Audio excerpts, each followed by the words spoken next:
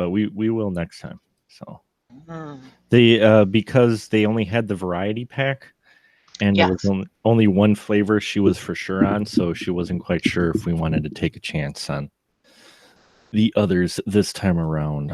So, That's fair. but so we'll get rolling in a moment. I'm just finishing up a couple bites of lunch here. I apologize. It's okay. But I do have a question for you because I was having an interesting discussion with Andrew, who had a link to an article, obviously about the new Tarantino film, and of course, controversy all around. And I was asking him, is it possible to have viewer guilt when watching a movie?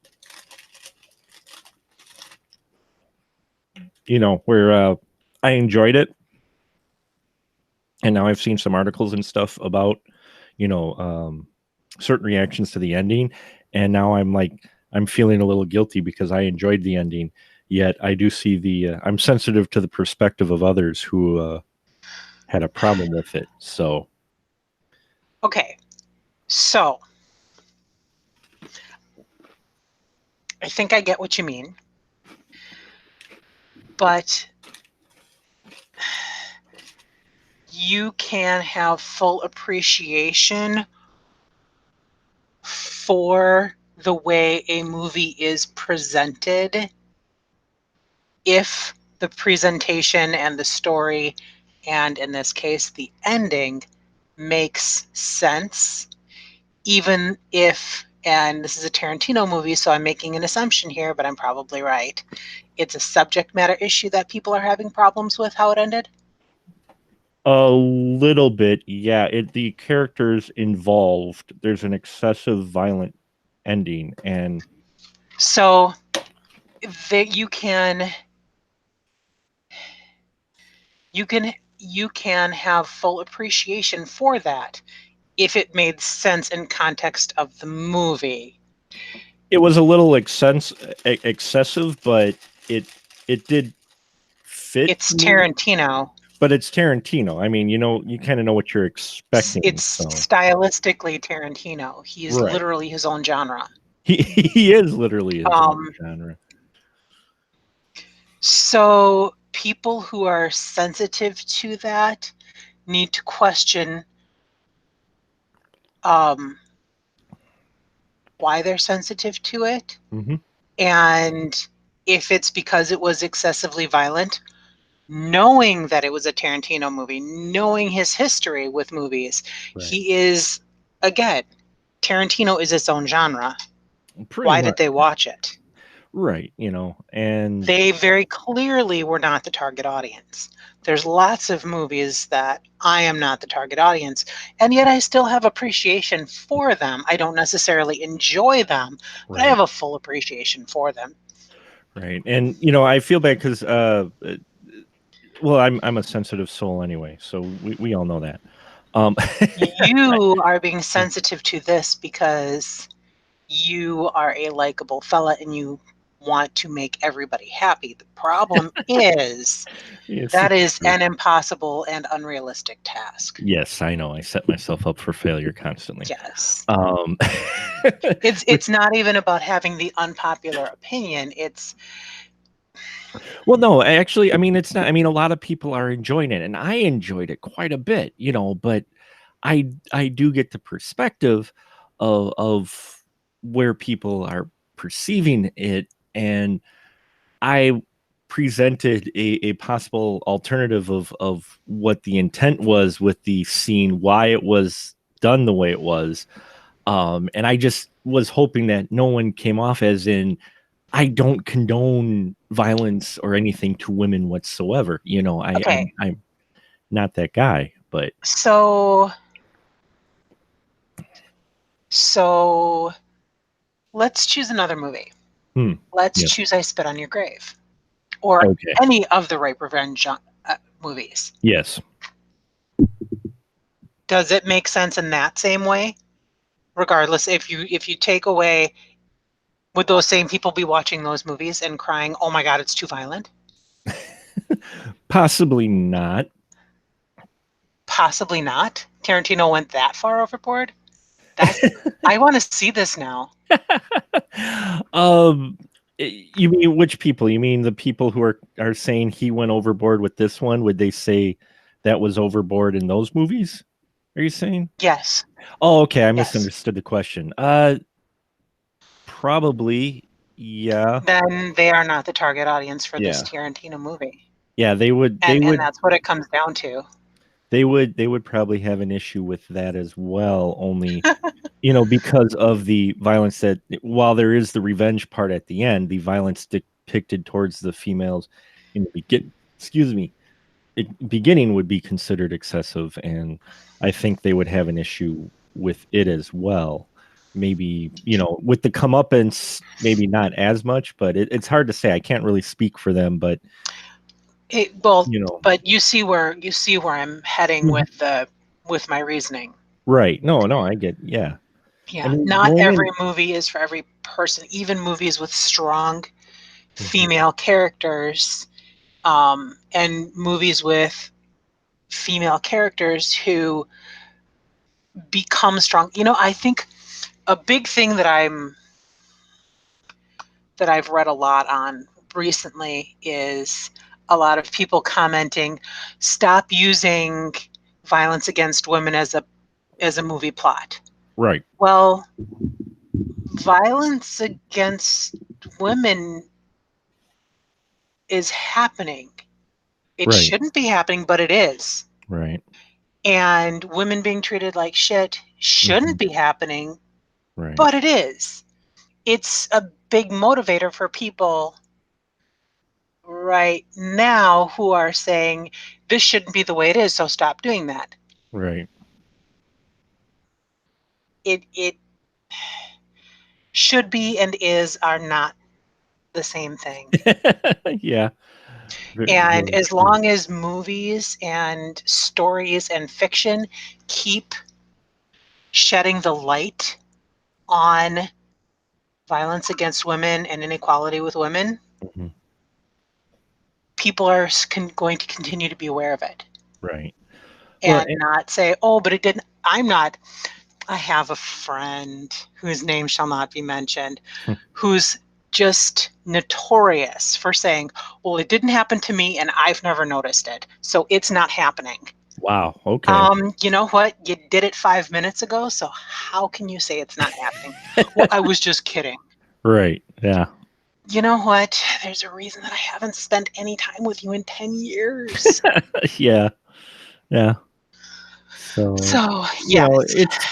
it's just an interesting culture. And I saw another article saying his Tarantino type of films are they no longer really for today's culture like they were in the 90s. And that I would probably say is the types of films he likes to make may not exactly have a place as they once did, you know, in our culture. But it's hard to say because in the film, not to spoil it too much, but there's three individuals, two of them are female, and they are bad people. Though it's not quite depicted uh, uh, on screen so much as who they represent, and so they have excessively violent um, moments in here, and so people have a problem with that depiction. Mhm. So, and and more so than its depiction is done in Tarantino way, so the excessive violence is done as a punchline, almost. No, not almost. It is. It's done as a punchline, much like his many of his other films, excessive violence. So this shouldn't be a surprise to anyone, but now, makes me wonder how people would have received Pulp Fiction had it come out now. Exactly. you know, Pulp um, Fiction or Kill Bill. or Kill Bill as well. I mean, I'm that one particular scene when she's in the hospital Yeah, and she gets visited by Book. Creeper Boy. Yeah, Yeah. it's an interesting perspective, but we're running into that now with cinema in general is as we become aware and try to address a lot of these issues. Many of these old films where those issues were present but never addressed on film, or the depiction just, you know, the care maybe wasn't there.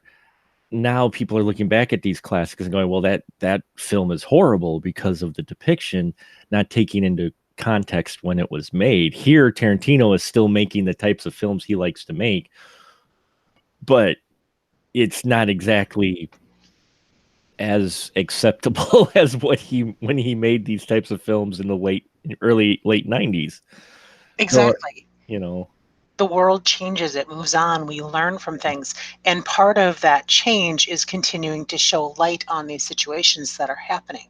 right. But And believe it or not, people pay more attention to our fiction than they do to our news.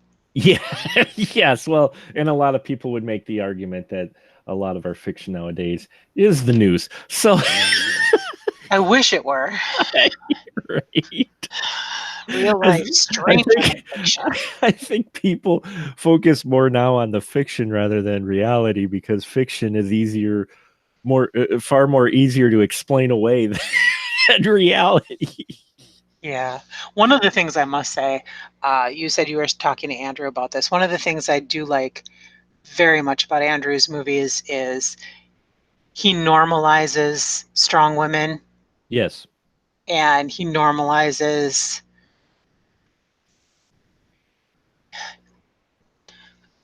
non-mainstream lifestyles or Yes. non-traditional Mhm. lifestyles. And it's normal watching his movies that way. It's not showcasing, it just is. And Right. that's a big difference. Yeah, and we don't have that yet, to where, Exactly. I had thought about it. I mean, I had thought about it where I would love it to where one day it wasn't a huge deal that a minority or a female or somebody was cast in a specific role, or the story features this, it's focused on this, just that it's a good movie, or hey, this good talented person was put into this role. Not, oh my god, it's, you know what I mean? It'd be nice to one day where the fact that the person is a minority isn't the big news. It's just the fact that this person is in this film and they happen to be a minority person. It'd be nice, that we could live in a world eventually where it's looked at the talent and not just because, who the gender or the, Exactly. but I know I dream of unicorns too. So, I almost bought a very sparkly unicorn sticker today. ooh, I really? didn't know where I was. I didn't know where I was going to put it, so I decided to wait until I bought myself a new computer. Oh, and then you'd put it on your computer. I certainly would, Yes. So, because I'm so not girly, and that would be shocking to everybody. but it's a sparkly unicorn sticker. I It think is that any. not just sparkly. It's one of those that has the glitter on the inside. Oh, wow. So it's like a It's super poofy. fancy. Wow, that is. It's like a Yep. little poofy one, even. Yep. Oh my.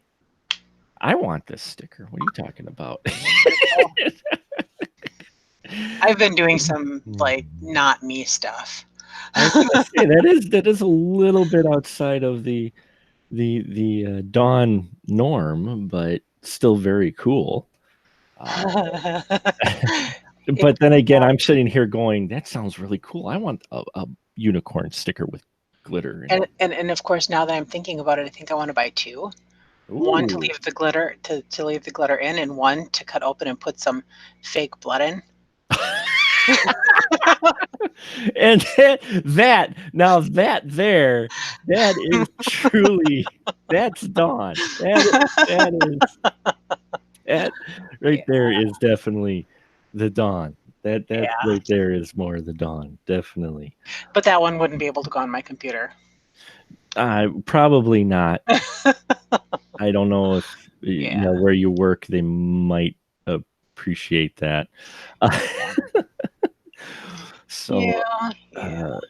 but Well, thank you. Yeah, Andrew was giving me a little guidance as well. I am broken. I know I am sometimes a little too sensitive at times, but I just, it's one of those things where I'm like, I You enjoyed are you. I enjoyed the film. I am me. Yes. Thank God there's only one of me. I don't know. Now, if you were telling me you enjoyed what is that movie called? The Serbian movie? If you were telling me you enjoyed that, I'd be worried. No. I'm never watching that thing again. I mean, it's Exactly. so absurdly extreme and Exactly. such. You know, Yes. There's no. there's a difference. There's a huge difference in appreciating something that's that and Mhm. then understanding that that's broken. Well, and the thing is, and we'll get to the fly in a minute, but the thing is, one of the arguments. Oh, dang it, Mike. No, that's me. Sorry. I Okay. accidentally hit pause. I must hit the mute. Nice. One of the things that I brought up was, and I didn't condone it. I wasn't saying that Tarantino was right in what he did, but I was saying that his depiction of what happens to these specific characters at the end of Once Upon a Time in Hollywood is, I think, him trying to take a similar approach to what he did at the end of Inglorious Bastards, in which Aha. Hitler is completely annihilated excessively violently for a full minute on screen. You know what I mean? you how Everybody wants to kill Hitler. and right, you know, Oh, and that being said, if it's okay to do that to Hitler, why is it not okay to do it to this other person who's right. And I didn't want to say that because I didn't know what the person's stance was at the for the end of Inglorious Bastards, Mhm. but it's one of those things where I'm like, I think this is what he was trying to go for, Yeah. but it's executed in Tarantino style, so it is a bit careless. And I totally get the article Yeah. Andrew posted, because the article makes a very strong argument, and it is true. Tarantino thinks he's doing something, but way it comes off isn't quite there. It's handled carelessly, and yeah, it's one of those things where whether or not he's aware or not he's even doing it or cares of how he's actually executing, it's hard to tell because it's Tarantino. And he's, older and can get and more established and can get away with a little more too. Yeah, that there's that too. So, I mean, on the whole, for the most part, what I've read though is people outside of that ending part, which kind of took some people out, enjoyed the rest of the film quite a bit. I think Andrew was like that as well, where he did enjoy a good chunk of the film. Though there were issues with it. If I remember reading his letterbox in review, that as a film, as a love letter, and the purpose overall, yeah, it's really solid. And DiCaprio and Pitt are fantastic together. I mean, they're just, you get two actors that good together and they have such chemistry. It's like, wow. Um, but I think had the ending been different, people would really be appreciating the film a little more, maybe. But that ending sticks with you because it's the ending, right? Mm-hmm. So what an interesting world we have now to navigate through I'll when it see it eventually. comes to art, especially. I Um, only just recently saw A Star is Born.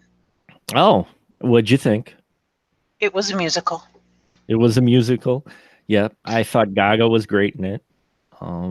For considering her transition, but you had problems with Gaga. No, I Uh, think I think her acting was great. I think that Bradley Cooper was fantastic. I just had issues with the writing of the characters. I didn't think they yeah. were well written at all. Hmm. Yeah. They were kind of basic character. Well, yeah, there's a thing that they did with Lady Gaga's character that people who think they're writing strong women do, and it just comes across as being, Hmm. instead of strong, it comes across as being selfish in my Right. from my perspective. And funny you should mention that, because that'll be a great transition to the film The Fly. Fantastic. The Fly, yes, 1986. It's a Welcome to Cronenberg episode here, folks, ladies and gentlemen. And once again, I have the fantastic Dawn with me to talk about Cronenberg films. She's been a mainstay here in this series, and so glad to have you back once again, Dawn. How are you doing? I am doing well. I am very happy to be talking about this movie. It was one of my early experiences with horror, with Jeff Goldblum and Gina Davis, and with Cronenberg. Mm-hmm.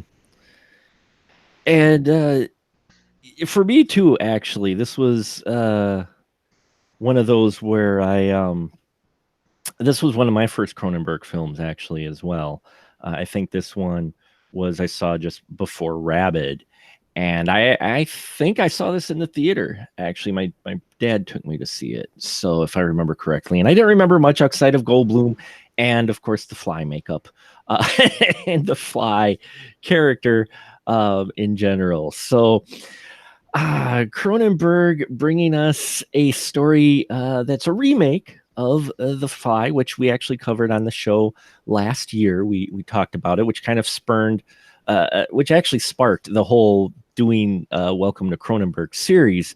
After we talked about The Fly, and then went from there. So it's come full circle here, July, and we talked July last time about the original Fly. So, Dawn, did you want to give the synopsis for The Fly 1986? So we are dropped into the middle of a conversation between Seth Brundle and Veronica, who is a journalist, but Seth Brundle does not realize this at first. So he brings her back to his apartment to show her the new exciting experiment that he's working on. Once he finds out that she's a journalist, he convinces her to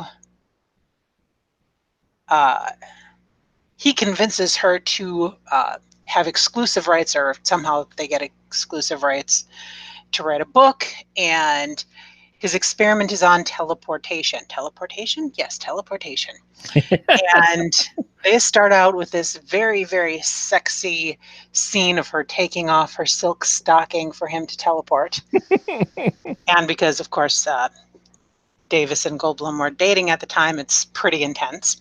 Mm-hmm. Great chemistry. Yeah. Anyhow, so they are working together to get this exclusive videotaping, blah, blah, blah. They get all intimate and stuff. And then Goldblum gets all jealous and drunk and teleports himself. But he has a surprise rider in his teleportation, which genetically splices him with a common housefly. Then all sorts of horrible things happen. Yes. And all sorts of traditionally Cronenberg things happen. Yes, they do. And then even more bad things happen, and Gina Davis kills Jeff Goldblum. and gives birth to a Cronenberg. Gives birth to a Cronenberg. Well, that's a Rick and Morty reference too. Because in Rick and Morty, there's a whole separate dimension where the world is populated by what they call Cronenbergs. Right. Yeah. So yeah, there. That's my random aside, and my rambling, whatever. No, that's really well. That's a good depiction. That's a good description of this film. This is one of those where it's another mainstream Cronenberg film, but I feel unlike The Dead Zone, which we discussed last month, this feels more like Cronenberg kind of getting back to his old self. Yes, it does. In many ways. Now, my oldest sat with me on it, and he had some snark along with it, and he had some issues with the writing of the characters. As he should have. He's a very he, clever boy. he is a very clever boy, and he was pointing it out, and I'm like, yeah, because he said at its core, the film is with the relationship part with the characters and how they're written. Um, he's like, those were kind of standard characters, and he's like, maybe it's because 25 or some years later now, 23, 33 years later now or whatever, we've seen more into these characters naturally, but he said they were kind of generic. What do you say about that, Don? As far as, because the geeky guy, he wasn't feeling it at all, and he's like, yeah, he just thought this was really a kind of generic story with the relationships I and the characters. I agree, but I question whether, because it was a that time period, and I'm sorry, I don't remember when the This was when the I know this was 86. right. When did the Brat Pack movie, not the Brat Pack, the John Hughes movies come out? That was mid 80s That to was early mid to mid 80s. Yeah, 80s. that was mid 80s as well. Yeah. So you have your Weird Science, and Mhm. you have your Pretty in Pink. You have your geek developing, your geek popularity developing at that time. So but they're all kind of awkward, not very strong, certainly not sexy the way this Goldblum's character is, the way Seth Brundle is. Um, so yes, they're kind of generic characters, but it's also kind of the very beginning of turning that thought process to geeks aren't just 1980 Anthony Michael Hall. They are Jeff Goldblum. Jeff Goldblum. I Yeah, mean, come on. They it have a is. statue of him I from know. Jurassic Park now. It's a thing. Yes, I know it's a thing. So so looking back on it from this perspective, yeah, Mhm. they're kind of generic. But looking at it from then, it was kind of new. It was, and that's the thing, is he fully admitted that it could have been because of the time it came out, how it could be new. Now, he did appreciate a lot of the aesthetics and practical effects, which we'll get into in a minute. But you mentioned Jeff Goldblum, so let's cover him first. Let's talk about him first. Our Seth Brundle. He Ah, wasn't very covered in this movie. do you need a moment, Don? Do you You know, compose yourself a little bit again? Is it getting warm over there? No. better turn the fan up. Yes, you see a lot of Mr. Goldblum. Um, our Seth Brundle. What do you think of our scientist? Because there's one like a hole in this whole thing right in the beginning when they meet. She says she has to interview people. Does he just miss it or what? Because he seems surprised that she's a reporter and all that. And I know that he's supposed to be the I clueless scientist, but that clueless? I really think I really think he did miss it, and I really think that he just missed it because, ooh, pretty girl talking to me wants to come back to my apartment. Yeah. So it was kind of a Also, didn't they? distraction Yeah. thing. Also, they didn't they later on establish that he hadn't really been talking to anybody, like not even from the people who are paying him to do these experiments? Right. Although you're right, it is a pretty big plot hole to miss for It, them to have missed. yeah, because I mean, he meets her at this meeting. I mean, that's how we pretty much start out this film, is him meeting her. We just get right into it. Um, Yes. there's no lead up or anything. And suddenly he's already taking her over to his place to see his big pods. Um, and it's like, wow, we moved quick. Now he is the geeky guy, but that caught me off guard. And so later on, when she says, "Oh, well, I'm going to publish this and record it," and he's like, no, I wanted you to see my, oh my God, no, you can't." Uh, and it was a bit glaring to me that he missed that, but his character's supposed to be awkward. He's supposed to be, maybe a little bit of a representation of Cronenberg in some way. I don't know. Do you think Cronenberg is speaking a little bit through our Brundle character? Maybe a little bit, but not a whole lot. Is Brundle, though, looking at him, this time around we actually have a scientist, although he does, I guess, do bad things later, because Cronenberg has this thing against doctors. He's not really a doctor, but we do still have a doctor doing bad things. He's just a doctor of science versus medicine. But is this main character kind of a Cronenberg standard, would you say, or is Seth Brundle a little bit deviation for Mr. Cronenberg?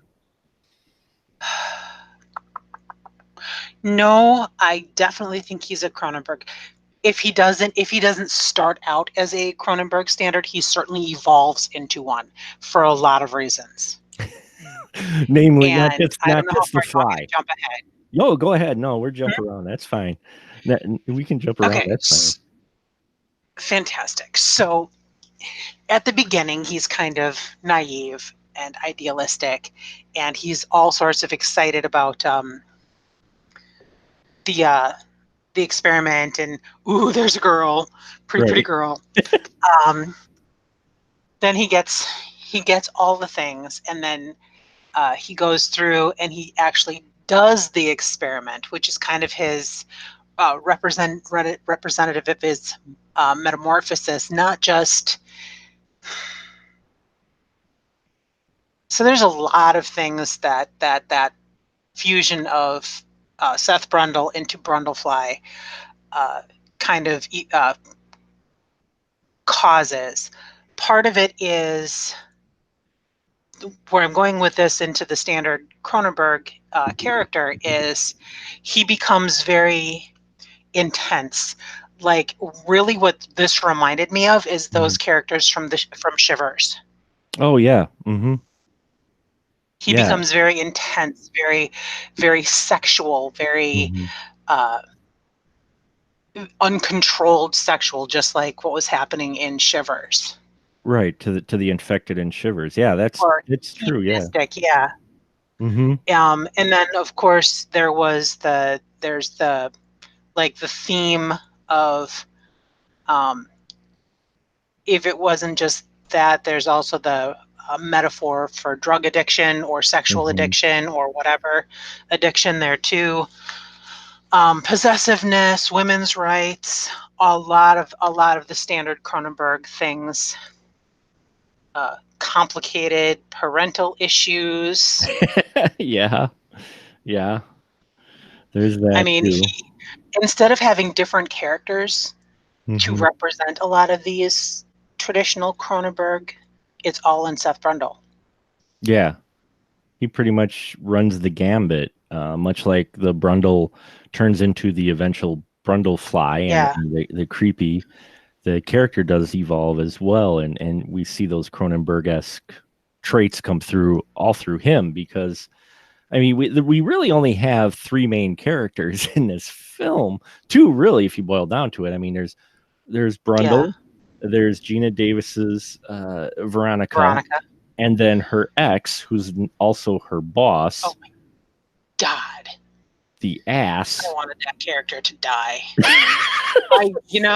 I knew he wasn't going to, but oh, did I want that character to die every time I've watched it. Yeah, watching it, he's one you really want something bad and nasty to happen to, which eventually does. It's funny because there you kind of have that staple story, and I know it's been throughout Hollywood, but always seemed really evident in relationship type films where you had kind of a triangle or whatever of the story of, and not just guy girl, it could be the other way around too, of the past romantic relationship between boss and employee was not a uncommon thing to show up, especially in these 80s films, was it? Not at all. Yeah. Or not, or even that, or student and teacher. Or student and teacher. Yeah. I mean, And apparently they combined both, because before they were boss and employee, he was her teacher. yeah. So so we have this as well, which is actually a common theme in kind of dramatic films involving relationships. You see it crop up quite a bit. Not even dramatic films, comedy films. You know, Michael J. Fox's Secret of My Success. There's all kinds of boss and employee relationships going on, and so we have that common theme here between these two. And you mentioned women's rights, but we do have the subject of abortion comes up, because yes, folks, this is the spoiler room. Our man Brundle, who got drunk and combined with the fly, he finds himself invigorated, new man. He is, and also driven, especially by his obsessions and vices, and specifically sexual drive, is high in our Mister. And well, of course, some things happen with them before she realizes he's going to turn into a big mutant fly guy. And I don't mean fly like, yo, man, you are fly. I mean, wow, that was white. Holy shit, that was white. I mean, an actual fly guy. Pretty fly for a white guy. Pretty fly for a white guy, yeah. Literally a fly for a white guy. So, of course, she becomes impregnated, and we get the subject of abortion, which, again, was another hot topic, especially in the mid-'80s. And that hasn't stopped. And it hasn't stopped, and it's still a hot topic today. But back then, it really was coming to the forefront a lot in cinema, the subject of abortion. And it had been in the past, but and it'd been there for years. But it really, everywhere you turned, a lot of times the subject was in the news, and so it was in your cinema as well. And here, how do you think Cronenberg handled that whole subject of abortion and the way that was handled with her ex and her reaction and how she wanted it and how the doctor was handling? I mean, how do you think that whole segment there where she's talking about getting an abortion because she's afraid of having a fly baby? How do you think that was handled? I have chosen to interpret it this way. She was very clear on what she wanted and what she did not want. Stathis was very much, are you sure? Are you sure? Are you sure you don't want to wait for another day? Are you sure? Are you sure? She's like, no, this is my decision, and this is my body. This is what I'm doing, and I want it done now. So she was the one in charge, but she wasn't. She was telling him to facilitate it. So the fact that it was Stathis, the guy, was incidental. She was still in control of what was happening. She was still the boss of what was happening. Her body, her choice. That was all there. I loved that. Now, as far as the rest of it, again, the doctor could have been any doctor. He did the same thing. And Veronica was very much, nope, my body, my choice. This is how it's going to happen. I don't want it inside of me. I'm making this choice. I've thought about it. I know it's going to happen. This is what I want. I like how they handled that. So I'm okay with all that. Yes. But as far as how they handled a lot of the other stuff, those dream sequences and the parent and the implications of the parent stuff, that was fantastic too. Creepy, disturbing. David Cronenberg as the surgeon, hearing his voice so calm and soothing, and was really disturbing. Because we get the subject of abortion, but it's all handled within the dream sequence. And she gives, Cronenberg. I figured that was Cronenberg when it was like he had the mask on, but you heard the voice and like, oh shit, is that Cronenberg? Because I forgot he had a cameo in it, and then I saw in the credits, I'm like, oh yeah, it is. His calm voice, yeah, was very disturbing, and she gives birth to a larva, which is scary, creepy, ridiculous, and rather humorous all in one. Yep. Yep. And I think it was intended to be, because he does that to kind of take the to kind of make it so that it's not overly horrifying. Just Right. It he was did the little creepy crawly larva things and shivers too. he It did. was just enough over the top to be to take some of the horror away. Right. I mean, it's an intense scene. She's going through things. You're like, holy crap, when he says you've got to push, and you're like, oh shit. And then he picks it up, and it's just this wiggly larva. And you're It's like, huge. It's like 3 feet long. I know. It's like, it's not even like a little baby larva that you can hold in 2 hands. This thing is just massive. And to the point of it is just a little bit humorous. It's shocking, it's over the top, it's humorous. And yeah, you're right. I think he throws that in there because before that, you had about 2 to 3 minutes of some serious heavy discussion and theme going on. Like you mentioned, her making the decision and her saying, I don't need a psych evaluation. I don't want this in here. You know, I don't want to have this baby because of this fear. And yeah, you're right. That is kind of his way of adding that, taking a little bit of the edge off before, of course, that also launches you into the final, the whole final third act of this film, which, Yep. which gets crazy because we've seen old Brundle turning more and more into Brundlefly, and And his cabinet of what did he call it? The history of Seth yeah, Brundle. yeah, the His parts. yes, all of his parts, including his manhood at one point, which again, we have body parts in jars, which, as I mentioned when I was talking with Andrew when we first talked about his very first film, Cronenberg had a guy who had his body parts in jars. So he's coming back to that. Yep. Yep. You know, and it was funny because, you know, like I said, this was my first film. So when I saw it, and if people catch that episode, I just caught it going, holy crap, that's where that came from. And where that, I mean, you do have a lot more, I think, out of, you know, his previous, when you look at the Dead Zone and he goes from that to this is really him going. That's a huge leap. It's a huge leap. I think you also have Videodrome in between there, but so it makes me wonder if he did the Dead Zone to get the money and to get the reputation and the clout in Hollywood, so he could do. Or was this not made in Hollywood? This was filmed in Toronto. That I know. Yeah, it was filmed in Toronto. Was this a Hollywood film? I'm not sure if this was because this a Hollywood, you know, like a major studio release. Uh, But he was probably doing it. I bet he did the Dead Zone so that he could get the clout to do something more traditionally him.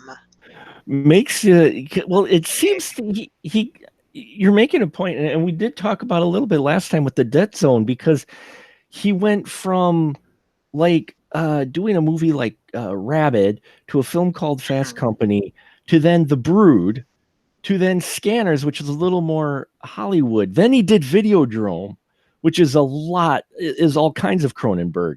That same year, he then did the Dead Zone as well, which is not really Cronenberg, it's commercial. And then he got The Fly, which is once again more Cronenberg. So he's doing these films so he could do the films he wants to do, it almost feels like.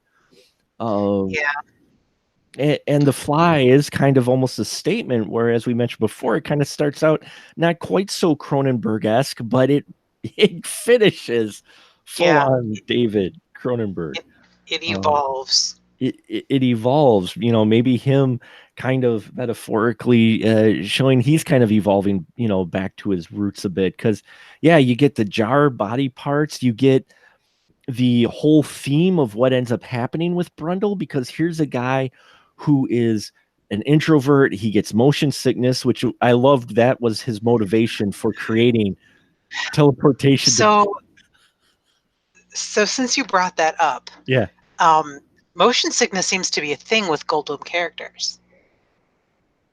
Think about how many movies he's been in that he has issues with motion sickness. And the one I'm thinking of immediately is Independence Day. Oh, yeah. But there's been more. I'm drawing a blank. I should have written them all down, but I didn't. But I only wrote down that my note is motion sickness is a thing with Goldblum. And I didn't write down the rest of it. I thought I'd remember. I'm terrible. But yeah, it makes me wonder if he's actually got motion sickness, and that's why it keeps coming up in his movies. I wouldn't doubt it. I wouldn't doubt it at all, because it seems a little almost too natural whenever it occurs. He's mentioning it or it occurs. I couldn't tell you at all, but that'd be interesting to find out if motion sickness is actually something Goldblum suffers from, because it does. You're right. It does come up in many of his films. So maybe that is him, but but here you have this introvert guy who's totally into science, and then he has this experience where he does the teleportation, and suddenly he starts getting into spirituality, which I thought was interesting, unless I was reading too much into it. What was he, Don? Because he starts talking about the flesh, and which unfortunately keeps throwing me back to Hellraiser, but still, anyway, he talks about the flesh and experiencing the flesh and understanding the flesh and the whole experience of the plasma spirit, the spirit. I mean, am I off on this, or he kind of has? You're absolutely right on this, and that's why I said this whole after he does the genetic fusion with the fly, he metamorphosizes into something more, but it's not just one thing, it's everything. There's almost like there's so much happening in him, right? Because his entire physiology is changing, and his thought process is changing, because it's becoming insect-like, and he's the different perspectives. But flies don't philosophize. No.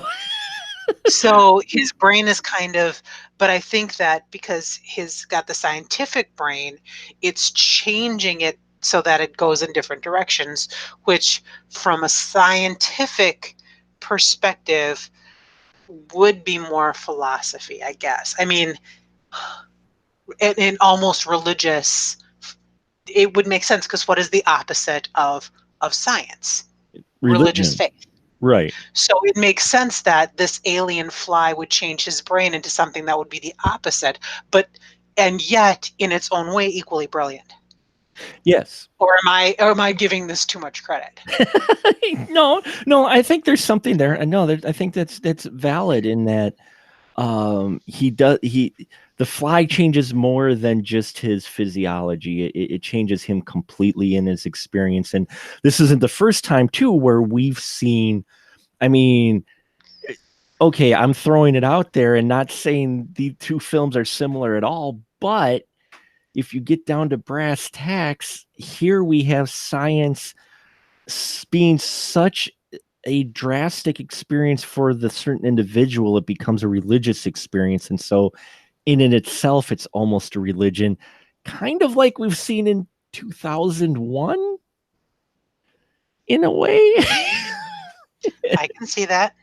I mean, I hope I'm not reaching too far, but I mean, in 2001, you had science, you had the scientists, it suddenly, it was such an understanding. They suddenly get such what they think is an understanding of things that it blows their mind so much that it opens it up to something that is resembling a religious experience, though it is still based in science.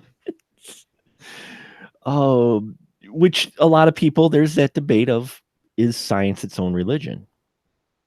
In a way. What would you say? I mean, because I know it's fact in that, but the following of certain methods and certain things, I guess, you could make. So the reason that I read something once, and it just really stuck with me. The Mhm. reason that especially religion and any sort of and don't take this the wrong way because I'm not meaning it as an insult, By all but means, go ahead. religion and religious texts were have traditionally and historically been such a good way to teach is because it breaks things down into very simple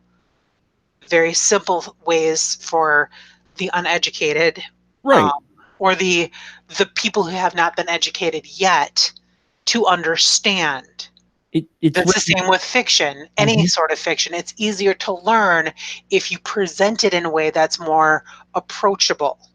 Whereas that it's easier to grasp science fiction than it is to grasp science. It's because they're written totally different ways, even though they're the same subject matter. That's why belief can often turn into religious zealousy, whereas science really can't because it's not dramatic enough. Right. It's still grounded. Yes. It's still grounded, and that's what I think makes the Brundlefly character a little creepy in his understanding and his whole approach, is because while he is kind of talking of experience the flesh and the plasma spirit and all that, there is some grounded science in what he's talking Yeah. about within the film. But he's moved on to a different way of seeing it that's much more religion based than scientific based, which is what makes him so much more dangerous. He he's looking for ways to make up to force other ways to force other people to see what he sees and see what he's experiencing. Right, and the fact is, Whereas the pure science, he could never do that before. and he has hit the point now to where before, if he was a scientist before the transformation, before the fly incident, he could maybe understand how people might not understand where he's coming from. In fact, he says it, he's trying to present his project in a way that he feels she might be able to understand, not fully knowing his background, but at the same time fully understanding and accepting that she may not get it before his experience, but she's still willing to understand. And then, like you said, after his experience, and he gets more of the plasma spirit, or I believe that's what he calls it, the spirit plasma, or I forgot it, the plasma pool. Um, uh, I Yeah, I get exactly what you're saying. you know, it, so he's talking about that. He can't under. He's like, how can you not accept what I'm telling you? You know what? You've got to do it. That's the only way. It's like, rather than saying, you know what? I get you don't understand, and that's cool. All right. I'm glad you're humoring me at least, and you're enjoying this. To, okay, no, that's not acceptable that you don't understand what I'm saying. I'm going to make you experience what I am saying. Then you will grasp what I'm trying to communicate. I mean, I think there's a difference there with this character, and yeah, he becomes more of a zealot. He becomes more of a, like you said, I mean, at one point near the end where he's taking on, where he Yep. kidnaps her, you know, So go I ahead. I I just had to do a quick Google search, Yeah, um, because I was very curious because as we've been talking about the whole religious implications, there have actually been papers done on The Fly and The Dead Zone regarding Cronenberg's religious implications of those two movies. really. There's multiple articles on them. Yep. Okay, well, good to know we're I'm not. gonna need to read those. Well, it's good to know we're not off on our exploration Exactly. of this. Sorry, that was a No, distraction that I had to follow. no, I'm glad you did, because that makes me does make me feel better that we aren't far off on that. Those themes are in here. Hmm. I mean, to the point of where goes just full, just before he turns into full on Fly Guy, the melting bits and such. Where all the bits fall off. Yeah, to the point of he has this idea, especially once he finds out she's pregnant, of them getting together and merging into one. And the thing is, the science is actually there for it, but he's gone so far over to the religious aspect of it that he's created that He could have used the technology he came up with to possibly cure himself. uh-huh. You see it there. He has the concepts there. You're like, holy crap, he might actually be able to cure himself. That's why he set this up. And then you find out, no, this is not why he set this up. He instead wants to create the ultimate perfect form in his eyes, which is fly, man, wife, and child. It's his own version of the Holy Trinity. Yes. Mother, Father, and Child. That's exactly where I was going with it. He comes up with his own idea of his own Trinity. And be damned if anyone's going to try to stop him, like the ex who's a dick, creepy creeper, the creepy ex who, at one point during the movie said, "Hey, I understand you're with Seth Brundle and you love him and all, but can we just have sex once in a while?" Yes, folks, he actually says this at one point. So you don't feel too bad, and I mentioned that, so you don't feel too bad when good old Brundlefly excretes his Brundle vomit and melts the dude's hand and ankle. Brundle vomit. I forgot what he called it. I don't know. It's the acid, the stomach bile. Yes, it's Brundle vomit. It's Brundle vomit because he's a fly, and just like a fly, he has to eat, and flies don't have movable mouth parts, so to speak. So they basically excrete enzyme on their food, and then they suck it up. And it turns out Brundlefly has to eat the same way in one of the more grotesque scenes in this movie. But he needed a shower after that. I'm sorry. That scene annoyed me, because if anybody walked into my apartment, if I ever went home and found an ex-boyfriend just showering in the middle of the day in my apartment, and his excuse was, "Well, I felt dirty, so I thought I'd come over and have a shower." Yeah, I would do much worse than give him the hot scalding water than she did. Well, and that where it leads in some of the writing for our character Veronica here is, she's still employed under this boss who's her ex, who's a creeper, who's still trying to mac on her. Yes, I'm that old, folks. Look it up. Those under the age of 30. He still wants to get with her, if nothing else. Yeah, he's got a key to her apartment, yet he just goes in there, and rather than her really being like outraged and get the hell out, throwing his naked ass out in the hall, she's like, damn it. Which means it's like not the first time this has happened. Yeah. You almost get that impression. Well, and he was, even though he was a creepy creeper, and even though he was a dick that I wanted to, and a character that I really would have loved to seen with much worse than a hand and a foot melted off, he loved her. Yeah. To the extent it was possible. And he was hurt by the fact that she moved on. That's not a justification for him being such a jerk. But he was really just a jerk, and he really didn't do any true harm. And when she needed him, he was actually there. He was a true 80s dick. Yes. Dealing with the fact that she rejected him in the manly way that he couldn't, especially for the 80s.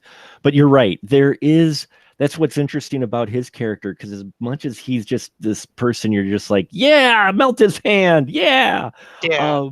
You do know Cronenberg sets him up enough so you do have at least a number of moments where you realize, regardless of how much of an asshole this guy is, he genuinely cares for Veronica Yeah. at its heart.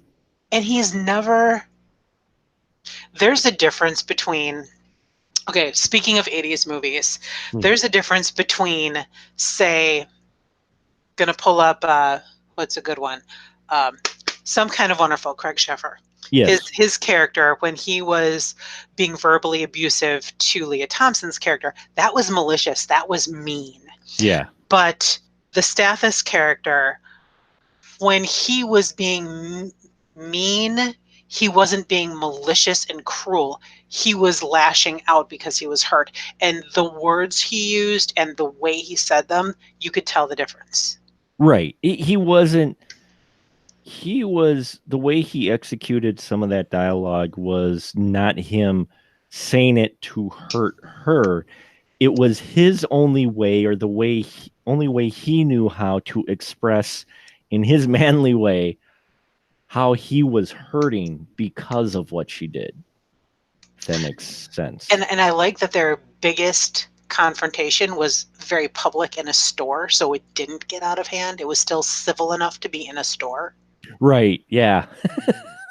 So, I mean, I really, what it comes down to is I really, regardless of the kind of generic characters or characters that became so generic, even regardless of whether they were in 1986, Right. I really do like the way the story was told. And it also makes me wonder if the reason the characters were so kind of meh and ordinary. God, Ordinary Man. Remember the main character for Shivers? Yes. Joe Ordinary? Joe Same Ordinary. deal. Yeah.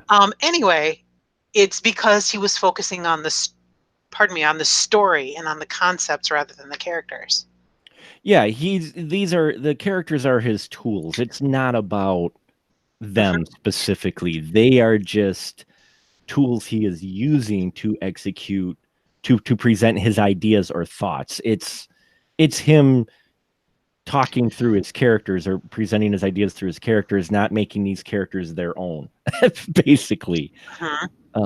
You're right. Exactly. You're right. Stathis is his Joe Ordinary that you've had in nearly every one of these films. I mean, yeah, you mentioned Shivers, you had it. Rabid, you had it. The kind of just every guy. And then you have, you know, in this case, Brundlefly, who is completely not the ordinary guy, you know.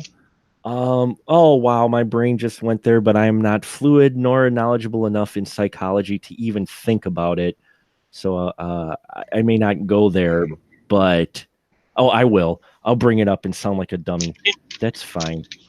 It is maybe with the three characters here, do we have a little bit of was it Freudian id, ego, and what are the three Oh God. You know what I'm talking about. Yes. I wish I knew more, but I'm reaching. And super ego. Yeah, it's super ego. And super ego. Yes. I'm sorry, I should brought it, but do we have not in the three separate characters, I wouldn't say, but you definitely have you definitely could make an argument for Seth Brundle flowing through each of them and representing each individual one. Right. Okay, yeah, sure. So maybe not each one of them being a representation, but him taking that trip between all three. Okay, I was just, it just hit me. I'm like, three trilogy. Though we, you know. Yeah, there's a lot of there, and there's other things that I didn't make notes on. I wish I would have taken better notes. There were certain numbers in here too that meant things, but yeah. No, I mean, there's, I think, representation in the numbers that are presented as well. And you do have the idea of three. I mean, we got our three main characters. We have Then it moves to the three of Brundlefly, Veronica and their baby. And I mean, it does travel through as well. He has three pods eventually. I mean, I mean, I'm sure. Well, he has the one pod that was his prototype, Right. and then he had the two pods that he was working with actively. Right. That were the upgrades, the better ones. But Yeah. you still had three there. I mean, yes, folks, I know, but that's that's what people who love film do. We like to read into things. Maybe we're reading into too much. I don't know, but No, because it's three with it fits in with the religious thing, and as we've already established through a superficial Google search, religion is a big deal, and this is definitely has religious overtones, undertones, and blatantly in your face, smacking you with the friggin' Bible. Yes, so it is all over the place, especially the second half of the film after he has his experience. Then there's also, just his actions in general. What's interesting is I found that there was sexuality in here, but in all honesty, there is, for what people might expect in the film and what we're describing, a fairly lack of nudity or real intense sex scenes in here. There really isn't. They're pretty mild. I mean, it is tame compared to what we have seen in bits and pieces in previous Cronenberg. This is, we get more of the old classic. They kiss, they embrace, we fade to the next day, more than once. Until it's interesting because actually, now that we're talking about it, and it just popped in my brain now, and yes, folks, this is how my brain works. I apologize, but in the beginning, that's how the love scenes are handled. But as the film moves along and he turns more into Brundlefly, we actually get more explicit scenes later on.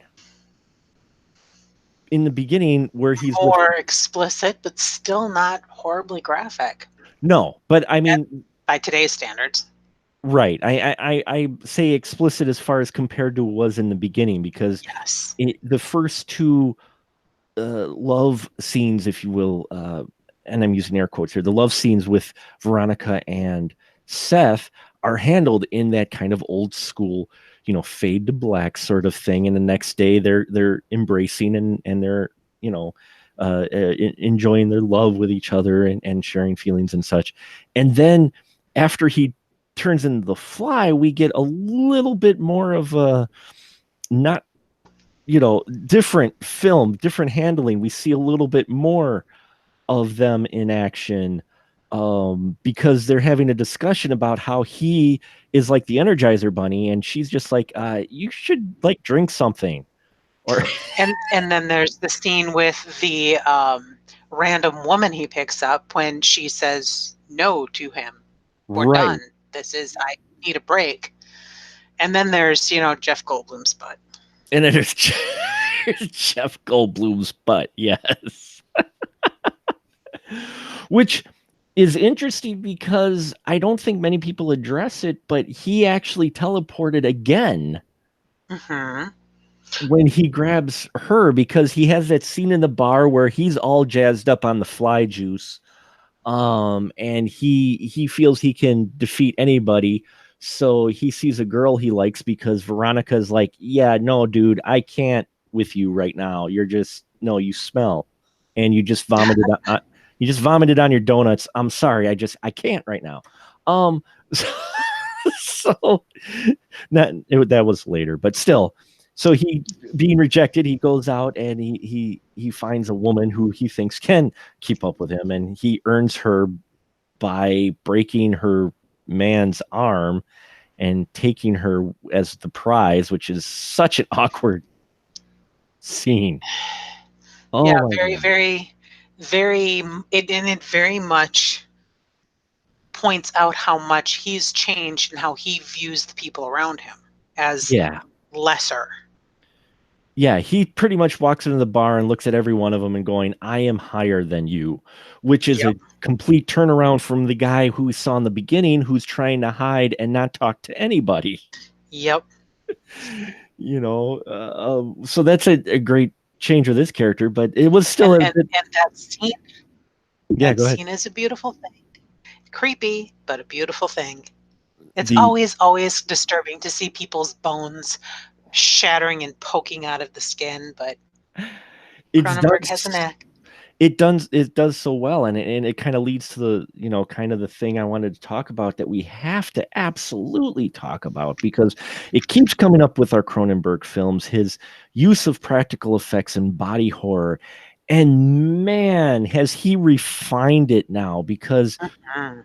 we get this scene where Brundlefly uh, does you think this guy, he's going to fight this guy or do pool, but no, they do an arm wrestling match, Mhm. and they're arm wrestling, and he breaks the dude's arm like right there, and it busts through the skin, and it looks so much like he really busted this guy's arm. I mean, the way it's edited and cut, it's so well done, and there are so many great practical effects done. Would you say Cronenberg at this point in time now, with all the films he's done, really kind of has refined his directing and handling of practical effects now? Definitely. And I didn't have an opportunity to watch the whole movie with commentary, Mhm. but I do know that during the commentary, he actually discusses if the film would have held up as well if he had used, and it's 1986, so there is not digital, but there is definitely other options than practical effects available at this time. Right. There are enhanced. I mean, we even get some of the computer graphics for I mean, 86 are actually pretty impressive in this film. it's 86. Empire Strikes Back and Star Trek have already had a couple movies. I mean, Star Wars and Star Trek have already had a couple movies out by this time. Yeah. So there is precedence for different kinds of effects, but he sticks with his practical, and it pays the heck off. Oh yeah, because the film still holds up today. All the effects still hold up today. They look wild. Mhm. Just impressively gory and graphic. And I And the mean, nice thing, go ahead. what I like is it's a very slow, simple process. His metamorphosis, and as you mentioned it, he went through the telepod twice. The first time, he got the super strength and dexterity, Hmm. which he demonstrates by a series of gymnastics, and Which I'm then sure you didn't mind. he gets some skin blemishes. Yes. But then after he goes through the second time is when body parts start falling out. So that second time seems to be the real key for uh, the spiral into badness.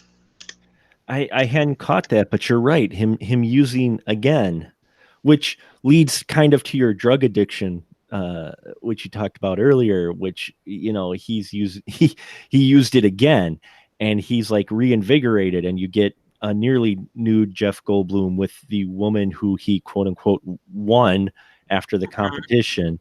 And he's suddenly invigorated. But yeah, you're right. That's when his body parts really start falling off. I love the look of when his ear, when he knocked his ear off. The look Actually, on his face was fantastic. he knocks his ear off, and then at the same time he pulls his fingernail off, and it just everything looks so gooey and gritty and gory and visceral, and it's just oh. And then you've got Goldblum, who I thought acted really well under the makeup, because he's got a lot of prosthetics at one point. Oh yeah, But I think what helps is his eyes, because Goldblum has those eyes. Go big ahead. crazy wild eyes. Mhm. He can get crazy wild eyes, and I think that really helps later on when he's just head to toe in prosthetics. I mean, Mhm. and that's one thing that I'm always impressed with in this film is the fact of Cronenberg not shying away. I mean, with the film, I know it's a little bit bigger budget, bigger Hollywood film, but at the same time, he does not shy away or cut away to where we only see parts of, Brundlefly or this. No, we had a number of points throughout this film get full body metamorphosed Seth Brundle, which looks phenomenal. And it's impressive that they did that full prosthetic and were able to pull it off, because it didn't look like a suit to me. I mean, you buy into it. Mm-hmm. And part of it, though, I think is Goldblum's performance within that suit. And yeah, I love the special effects in this. And then at the end, holy crap, Dawn, when he is shedding his entire human skin, what do you think of that whole sequence? I thought it was really good. As I'm watching it, I realized, because I hadn't seen it for several years, Right. an embarrassing amount of years, actually. As I'm watching it, I'm like, oh, well, I can see where Peter Jackson got some of his inspiration from in his movie Dead Alive. Mm-hmm. When,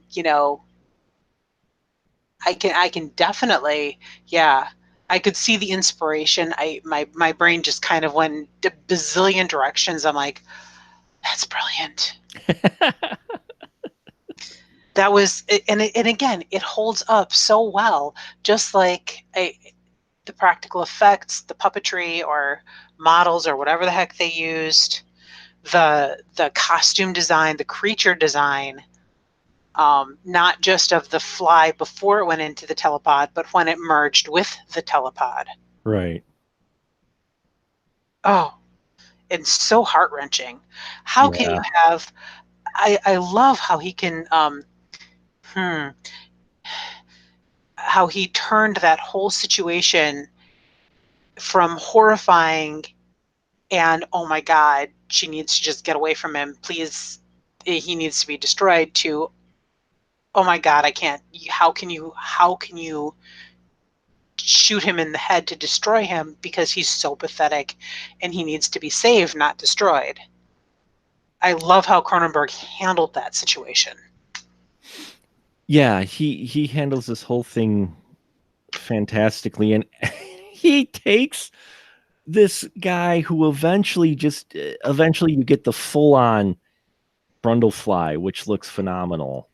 And you actually make him a bit sympathetic at the end, to where there's just a tinge of you not wanting her to be the one to pull the shotgun trigger to blow his head off. And he grabs the barrel and puts it to his head. It's like, damn you. It's Yep. it's like you want to hate Brundlefly. You're like, yes, finally he got fused with part of his pod. Damn it. And okay, so we're gonna have the ex-boyfriend finish him off. Okay, no, we don't. She has to, and she hesitates, and then Brundle takes that barrel and puts it to his head, and you're just like, dude. Yeah, your heart totally breaks. You're suddenly you're like, oh my God, there's still a little bit of Brundle left in the Brundlefly, and it makes his death actually not the Hans Gruber dropped off of a building type of resolution, but more of a, could he have been saved? I mean, but more of a King Kong falling off the Empire State Building. Yes. Kind of resolution, yeah. Yeah. Definitely. Now that you mentioned it, yeah, that's a perfect example. That is. 'Twas beauty that killed the beast. Killed the beast. Yeah. Unfortunately, Peter Jackson ruined that line for me by casting Jack Black in that role and having Jack Black deliver that line in the worst possible manner he possibly could in that film.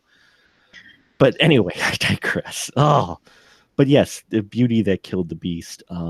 You do get a little bit of sympathy at the end from Brundlefly, which again is Cronenberg. He's not letting you get away with enjoying the death of Brundlefly.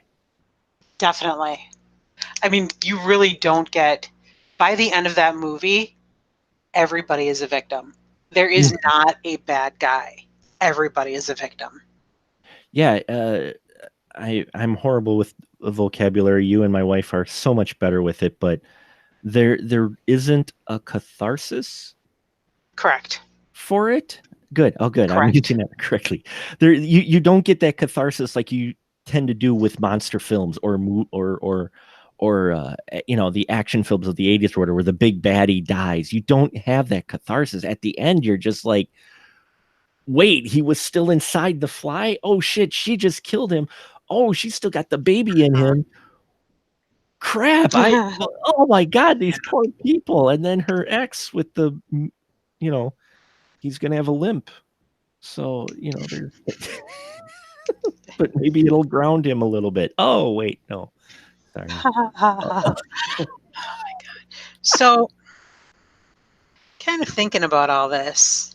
Mm-hmm. And again, I really hope that I remember to and have time to read some of these articles on the religious implication of these movies. But what do you think? And I'm just going to say this, and I don't know if I'm right, wrong, totally off base. But what do you think the message Cronenberg's trying to send here? You have your geek Seth Brundle falling in love with this woman. Then he gets turns into Brundle, metamorphosizes into Brundlefly. Whether and let's go ahead and assume it's a religious thing, not a drug thing. Right. What do you think that the spiral into self-destruction, is a message saying that if you rely too much on one way of viewing things, it'll lead to your self-destruction? I could see that. Because Brundle, he was so obsessed with it. Because it will lead, if you become too obsessed with any one thing, because he became obsessed with his project, then he became obsessed with her, which led to his downward spiral. Well, I mean, even more than that, even more specific than that. While he was only working with pure science, he was sane. He was safe. He was reasonable. Yeah. The minute that the science, when he started to metamorphosize and it became a religious zeal, is when he began this. It was when the spiral into insanity, madness, and destruction happened. Yeah, I can see that. Yeah, I mean, taking on that belief brought him his downward spiral, abandoning his his scientific or realistic or grounded beliefs, and abandoning those completely kind of led to his destruction. I can see that. And this is really where I wish there were more people who would have had time to talk about this with us, because I would have loved to have heard a different perspective on this. Mm-hmm. Because I know there's precedence for it, otherwise there wouldn't be articles on it, but I would also love somebody to pull me away from this view. You know what I mean? Well, let's also not forget, though, the kind of, if you want to start looking at messages, that what started his kind of downward spiral was he brought in something new and different, in this case, Veronica, into his life, something he didn't have experience with. That's true. And so it was emotion in general, and the emotion of love and jealousy specifically, right, that started the whole thing. Yes, because he wouldn't have hopped into the pod ahead of time and been careless and not noticed the fly in there had he not been jealous and drinking, which he normally doesn't do. But he had been jealous because of Veronica, because he thought Veronica was still wanting to go back with her ex. And Very that true. and that prompted him to that motivated him or triggered him to get in there because he was so unfamiliar with this new feelings. He wasn't sure how to handle it. So he went to the raw Thank you. feelings. Huh? Thank you for giving me what I asked for. Pulling me away from that other viewpoint. You're welcome. I feel bad because it's kind of implying that, love ruins a man.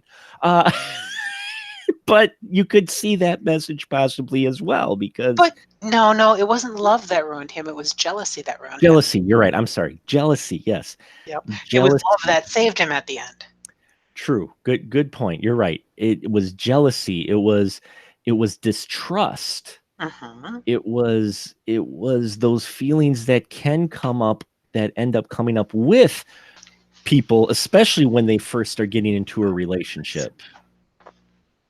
So there is possibly that statement too about how, if you give into those initial feelings, okay, let's go this route with it. I'm shallow as a puddle, so pardon me, but um, here he's got a relationship and it's a fresh relationship, and they have this one kind of falling out, and Brundle gives into all of those feelings rather than taking a step back and thinking about it. He just gives into the jealousy and mistrust, and that leads to his complete downfall.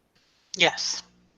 When he should have taken a step back, talked with her or whatnot, but the fact that he didn't ended up causing his destruction. So you could take that angle with it, that, giving into jealousy and mistrust within a relationship can lead not only to the relationship breaking up, but your loved one eventually destroying your fly head. Just putting that out there. I love it. That's the actual story, whereas all the subtext and director's intent, it's the difference of The Fly and Cronenberg's The Fly versus, which is also the difference between The Shining and Kubrick's The Shining. Yes. Where Kubrick's The Shining is somehow about the moon landing instead of a haunted hotel. Which, okay, sure. And hey, I watched a documentary on it. There's I an know. argument for it. It's nuts. And The Fly is about exactly what you just said, the Right. jealousy leading to a man's downfall, Mhm. and versus this whole religious Subtext, yeah. You got them Yeah. both running in here though with the Cronenberg film. I mean, Oh God, yeah. they're both there. It's one of those where if you had a different director doing this, you would just have the one story. But it's Cronenberg, so he's going to work. Yeah, Yep. you're going to work all these Cronenberg things into here. Why this is a film that's still talked about today, and why a lot of people just love the Brundlefly. Yes, as they should. For many reasons, and maybe, we got a little bit of influence in here as well for who's it? Kafka's Metamorphosis. Was that the author for the short story? Which kind of brings things around again, because later on we're going to talk about Naked Lunch in a few months, which is totally from that short film, but we have a bit of that here too. But again, it's Cronenberg, so we've got body horror whenever possible, except for maybe The Dead Zone. So, well, I think we'll wrap it up here, Dawn. Always fun exploring Cronenberg with you. So now this is where we will tell our fine folks we're leaving Cronenberg. We've hopped into our car again, and we're driving away from Cronenberg for the month. What is one thing that you take away with you as you leave Cronenberg's The Fly? Don't get involved with a mad scientist. Hey, there you go. One thing I take away from David Cronenberg's The Fly as we drive away is Make sure you have a lot of mason jars handy. That's all I'm saying. And formaldehyde. And formaldehyde, because you want to preserve that stuff, and you want to make sure you got enough for all the body parts. So there you have it, folks. I hope you've enjoyed our discussion. It's always a pleasure, Don, to get your perspective. And now, this is the part where you can license the shill. I know you do still have it out there, so why don't you tell folks where they can find your stuff at? Well, I'll mention it.